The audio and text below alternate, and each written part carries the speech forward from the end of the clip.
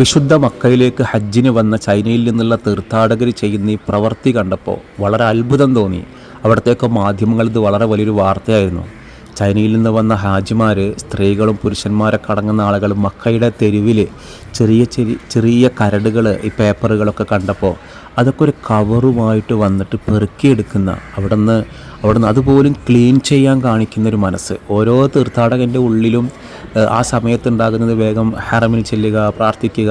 അതിലപ്പുറം താൻ നടക്കുന്ന ഹബീബായ നബി നടന്ന മണ്ണിലൊരു മാലിന്യം പോലും ഉണ്ടാകരുത് എന്ന് ആഗ്രഹിച്ചിട്ട് ഈ ചൈനയിൽ നിന്ന് വന്ന തീർത്ഥാടകർ ചെയ്യുന്ന ഈ പ്രവർത്തനം കണ്ടോ, മാഷാ അല്ലാ. ഇത് അവിടുത്തെ വലിയ ചാനലുകളിലൊക്കെ വലിയ വാർത്തയായിട്ട് വന്നൊരു കാര്യമാണ്. എന്തായാലും അവിടെയൊക്കെ എത്താനുള്ള നമുക്കും അള്ളാഹു തൗഫീക്ക് നൽകട്ടെ എന്ന് പ്രാർത്ഥിക്കുകയാണ്. അപ്പോൾ ഇന്നലെ അവിടുത്തെ ദുൽഹിജ്ജ വന്ന ഫസ്റ്റ് വെള്ളിയാഴ്ചയാണ്. വെറും മിനിറ്റുകൾ മാത്രം, 10 മിനിറ്റിൽ താഴെ മാത്രമാണ് ഈ അവിടുത്തെ ജുമായുടെ സമയം. കാരണം അമ്മാതിരി ചൂടാണ്. 14 ലക്ഷം ആളുകളാണ് ഇന്നലെ അവിടെ ജുമായിൽ പങ്കെടുത്തത്. ഇപ്പോൾ ഇന്ത്യക്കാരായിട്ട് 1.25 ലക്ഷം ആളുകൾ പോയിട്ടുണ്ട്. നാളത്തേതോടു കൂടിയിട്ട് എല്ലാ ഇന്ത്യയിൽ നിന്നുള്ള ഹാജിമാരും അവിടെ എത്തും.